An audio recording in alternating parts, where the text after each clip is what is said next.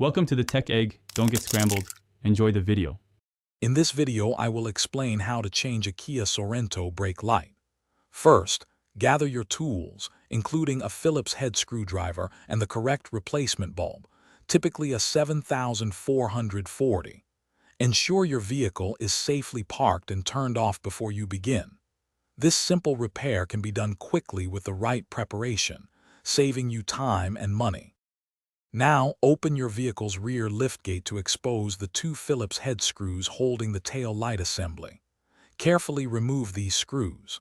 Once they are out, gently pull the entire tail light assembly straight back, away from the vehicle.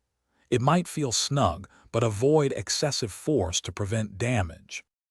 With the tail light assembly removed, locate the brake light bulb socket. Twist this socket counterclockwise to unlock it from the housing. Then, simply pull the old, burnt-out bulb straight out. Take your new 7440 bulb and firmly push it into the socket until it's fully seated, ensuring a good connection.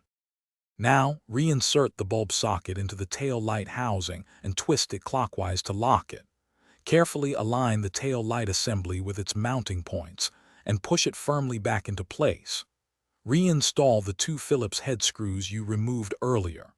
Finally, turn on your vehicle and have someone check that your new brake light illuminates correctly. Don't forget to check the description for a link to the new Kindle Paperwhite and other great deals. Thanks for watching. Consider subscribing if I helped unscramble your problems.